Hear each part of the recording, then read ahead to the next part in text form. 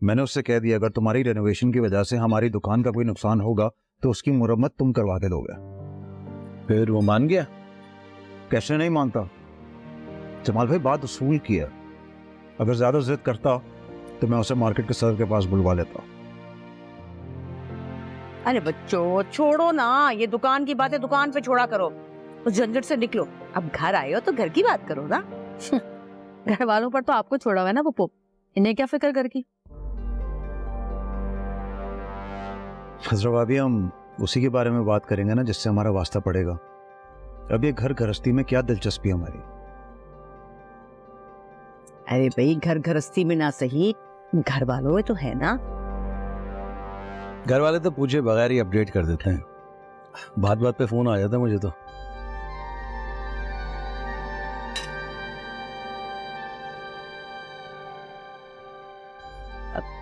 सुना है आप लोगों ने मेड रख ली है? नहीं भैया, हम लोगों ने नहीं रखी, इन्होंने रखी है। पुप्पो साहब ही करती है ना अब तो सब कुछ घर का। देखो भाई तुम और सायरा तो बुटीक चली जाती हो, पीछे रह जाती है फरत और बड़ी बहू, तो बेचारी काम में लगी रहती है। तो मैंने सोचा भी इनका हाथ बटाने के लिए, सफाई सुथराई के लिए एक मेड होनी चाहिए, इसलिए रख ली। वो ये तो आपने बहुत अच्छा किया। भाई देखो ना बात ये है कि काम करने में लगी रहती हैं लड़कियां, घर की बहुएं हैं। मैंने कहा जरा सांस आएगा तो अपने आप को भी संभालेंगी, सुहागने या खैर से। तो हम कौन सा सर झाड़ मुंह फाड़ बैठे हुए थे पहले, हैं पप्पू? ठीक ठाक ही थे, खामखा आपने ये काम वाली रख ली। अब जरा बताएं, फजूल का एक खर्चा और सर पे आ गया। अरे नहीं नहीं, कोई इतनी महंगी नहीं है, जरा सी उजरत है, घर के बजट पे कोई फर्क नहीं पड़ने वाला। वैसे काम काफी फुर्ती से कर रही है वो।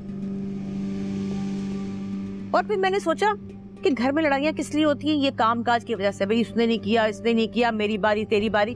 तो काम वाली होगी तो घर की लड़ाइयाँ भी नहीं होंगी, अच्छा रहेगा ना, सुकून रहेगा। तो समझो कि घर के सुकून के लिए मैंने ये रख ली है, बस इतनी सी उजरत है घर के सुकून की।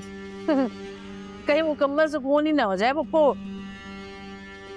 और जो तुम कह रही ना फुर्ती से काम करती है, इसी तरह फुर्ती से घर का सफाया ना कर जाए वो।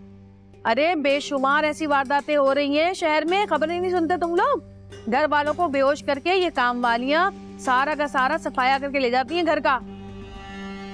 और सबसे बड़ी बात तो ये है पप्पू कि तुम कम से कम ये सोच लो कि ना उनसे कुछ पूछा न ताछा, भाई कौन है, कहाँ से आई है। ऐसी है गरी नत्थू खरी को उठा के घर के अंदर घुसा लिया तुमने है।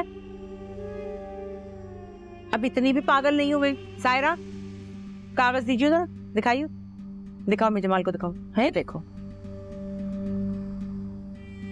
ये देखो बेटा, ये है सफिया का शनाख्ती कार्ड और ये है थाने का सर्टिफिकेट। ये कब बनवाया और यहाँ पे रखा हुआ था पहले से तैयार करके? मैंने नहीं बनवाया, सफिया बना के लाई।